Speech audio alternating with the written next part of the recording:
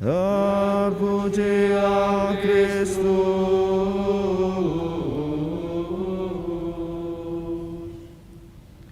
Silakan duduk.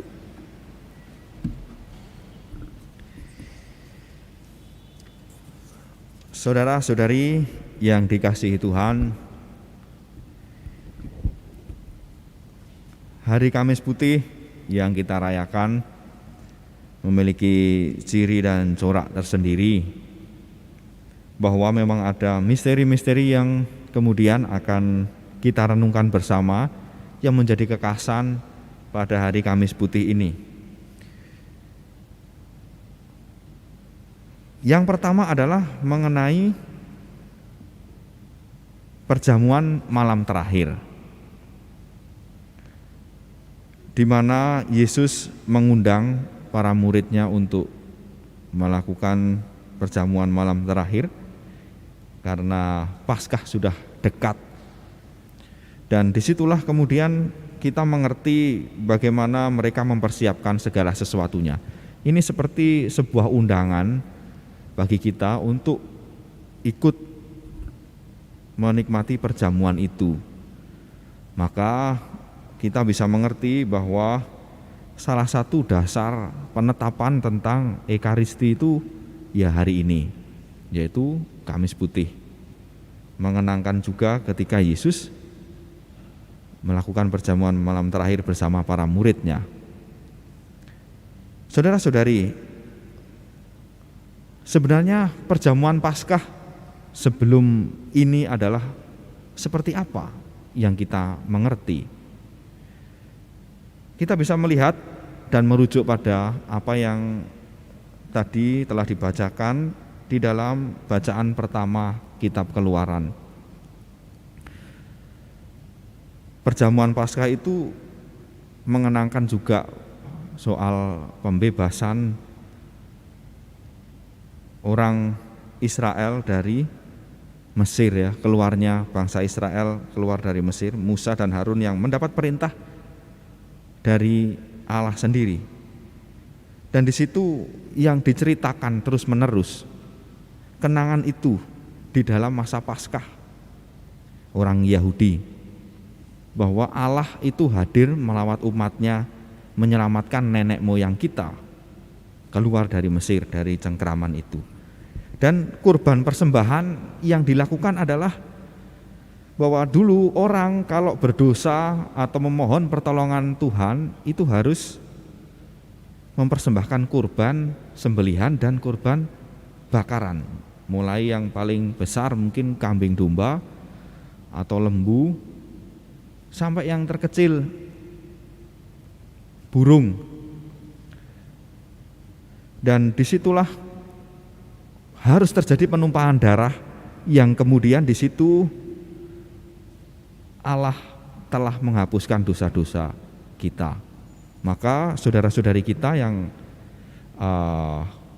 Muslim melakukan demikian, kurban bakaran dan kurban persembahan itu dengan menumpahan darah di dalam kambing domba yang mereka persembahkan.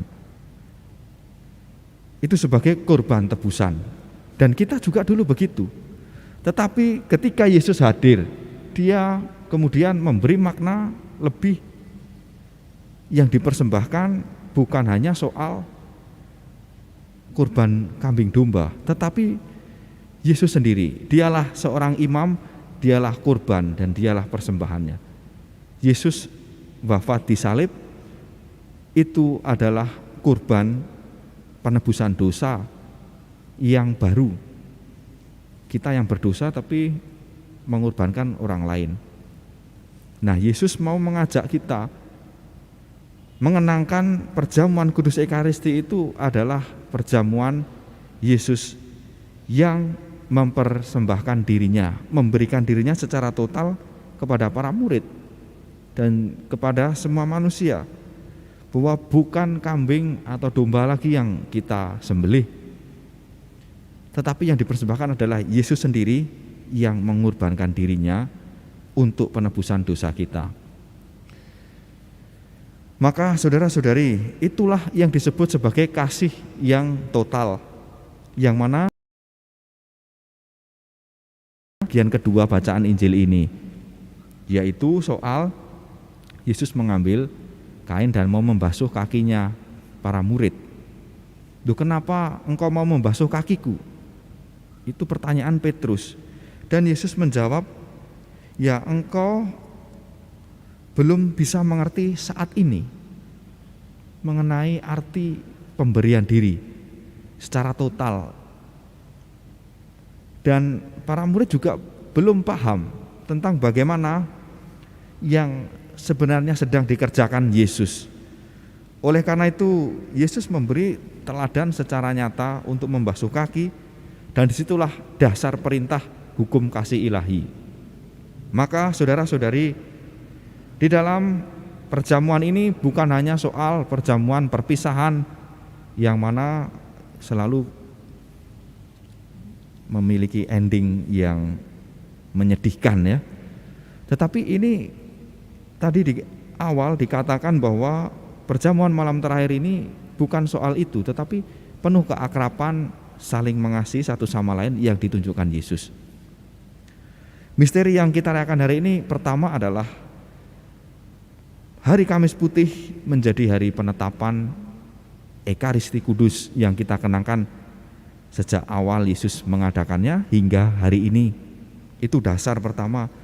Lalu disitulah korban kudus total yang kita terima, bahwa Yesus mengorbankan dirinya dan memerintahkan kita untuk mengenangkan perjamuan kudus itu. Lalu yang kedua, kasih total perlu berwujud di dalam suatu tindakan, yaitu lambang Yesus membasuh kaki adalah lambang pemberian diri, saling melayani kepada sesama. Itu wujud kerendahan hati, dan kita para murid diajak dan diundang untuk memberikan diri pula melayani sesama. Semoga pewartaan sabda hari ini membuat kita semakin mengerti bahwa Allah menghendaki kita untuk melakukan perintah kasih ilahi, saling melayani satu sama lain. Amin. Kita hening sejenak.